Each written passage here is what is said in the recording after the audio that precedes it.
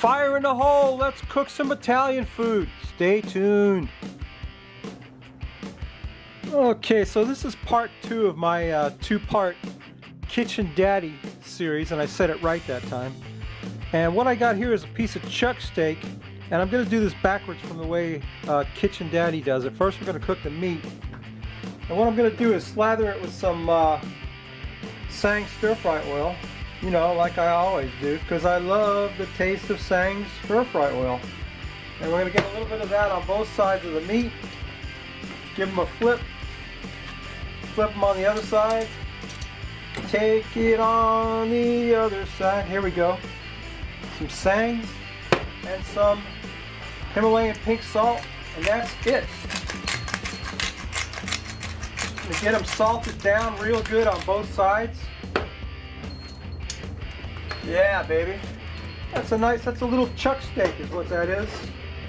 Now, Kitchen Daddy had a beef shin, but I couldn't find a beef shin to save my life in this town.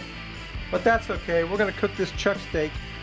And I'm going to take a piece of pecan wood and throw it in there for some smoke. And we're just going to put this on the fire. Show you what that looks like. Put this on the fire and just sear it up a little bit. Just get a little smoke, a little fire on that chuck steak. And then we'll come back and we'll get the pot on the fire and make the sauce for this beef ragu. So stay tuned. Okay, I got my chuck steak cooked up. He's off to the side.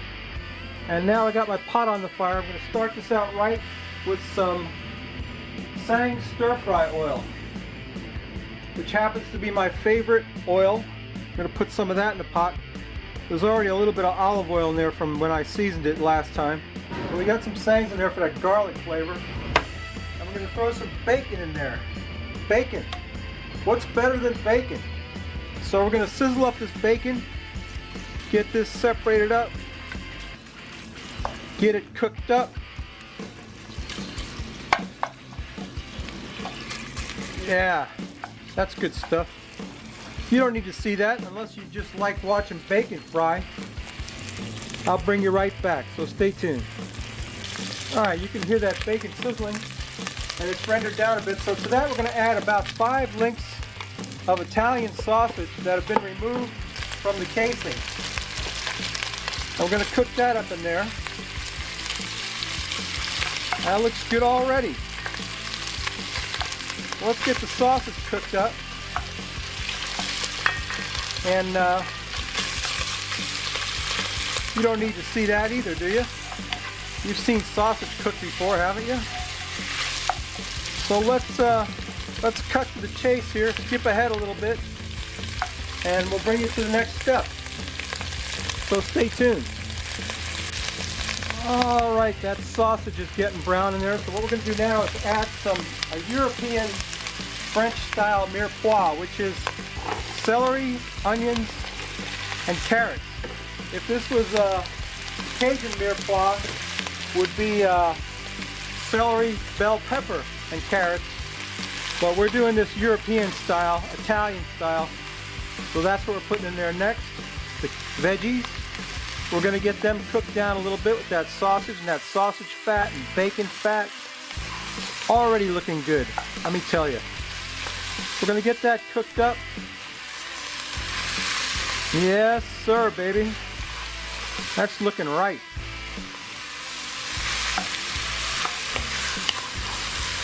Let me skip ahead, cut to the chase, stay tuned. Alright, our veggies have cooked up a little bit. What we need to do next is season this up a little bit. We got a couple of bay leaves, and I got some fresh basil from my garden that I'm going to just tear it up and throw in there. Fresh basil, that's excellent. You can really smell that fresh basil, boy. Smells good. Nothing better than fresh herbs in your dish. And I got some oregano out of my garden, and I'm just going to tie that up a little bit and drop that in there for a little bit of aromatics, basil and oregano and bay leaves. And we also want to further season that up with some of Tango Joe's Rome is burning. That's the best. Rome is burning. We're going to drop some of that in there. About 2 tablespoons of Rome is burning. And some garlic. We need some garlic in there. So we want to put 3 heaping tablespoons of minced garlic. There we go with the garlic. We're going to stir that around in there. Man, if you could smell this. Kitchen Daddy, this is a winner of a recipe, bud. I'm digging it. Oh, don't forget, you want to vote at the end of this one. You want to give me a thumbs up and decide which one of these you like better, this one or the salmon from last week. And I'll use the random comment picker to pick somebody. I'll send you a goodie bag of cool stuff. But man, doesn't that look good already? We're nowhere near done. Next thing we got to do is throw in some tomato paste. About a heaping tablespoon of tomato paste. And we got to get that all stirred up and cooked down, cooked around. Got to get a certain color on that. I want it all to look just about like that. So I got to stir it around, get it cooked down. And you don't need to see that. I'll bring you back for the next step. Stay tuned. Alright, that looks and smells excellent, doesn't it? Does it look good to you? Because it looks good to me. Well, what does it need? Let me think. We need some wine in there. We got to put a half a bottle of wine. And I have some Pillar Heights 2013 Cabernet Sauvignon. Before you think I've turned into a wine snob, I got this at Aldi's. And we need to put a half a bottle of this Cabernet Sauvignon in there. We want to cover that meat with it. There you go. And we're going to cook that down. And we want to reduce that wine down to about half of its original volume.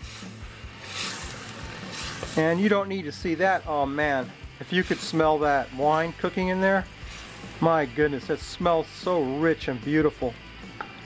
I tell you what, Kitchen Daddy, you're my new favorite channel, bud.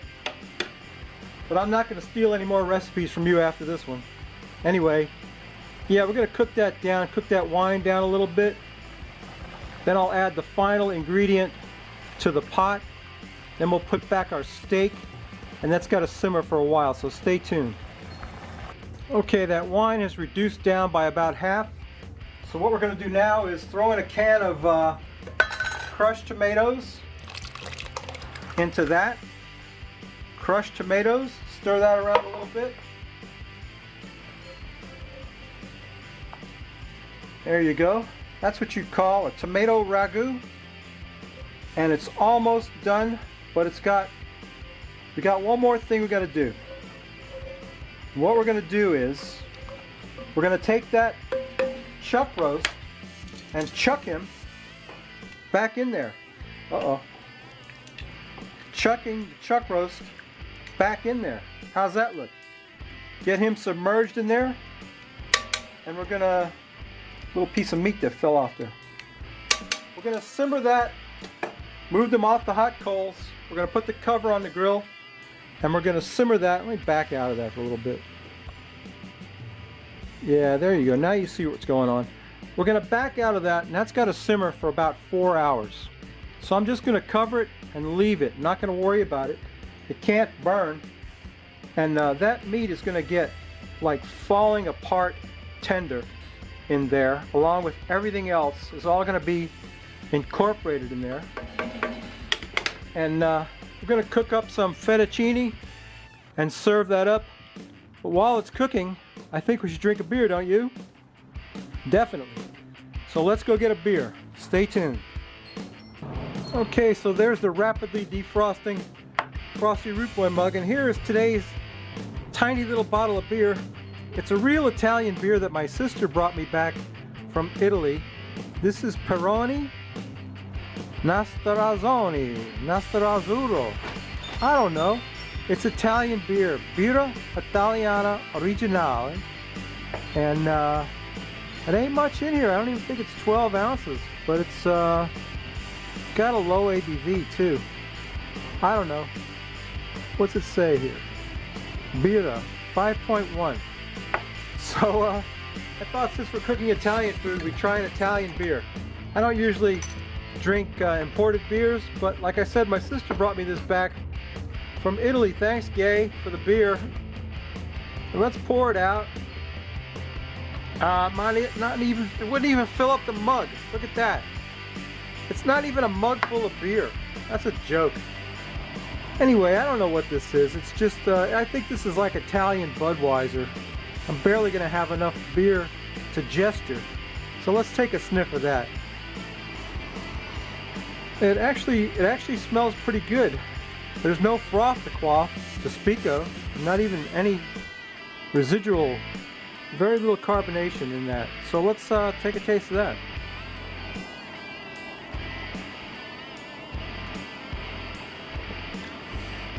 It's very good, actually. Not bad at all. It's got a nice flavor. It's very light. Very light. Peroni. Not much in a bottle. You'd have to drink about 10 of these to get a buzz. At 5.1. And I don't know. My sister brought it to me from Italy, so there you go. Alright, let's check out our pasta sauce and have a taste of that, so stay tuned. Yeah, let's just take us a little taste of that right there. Let's just get some of that pasta. Look at that pasta, baby. That's that fettuccine with that awesome sauce on there.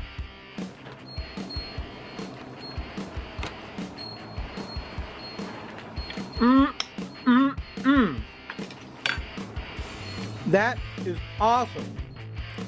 If you get a chance to try this recipe, you have got to try it. It's awesome. Anyway, let me take a swig of that beer. That beer kind of grows on you.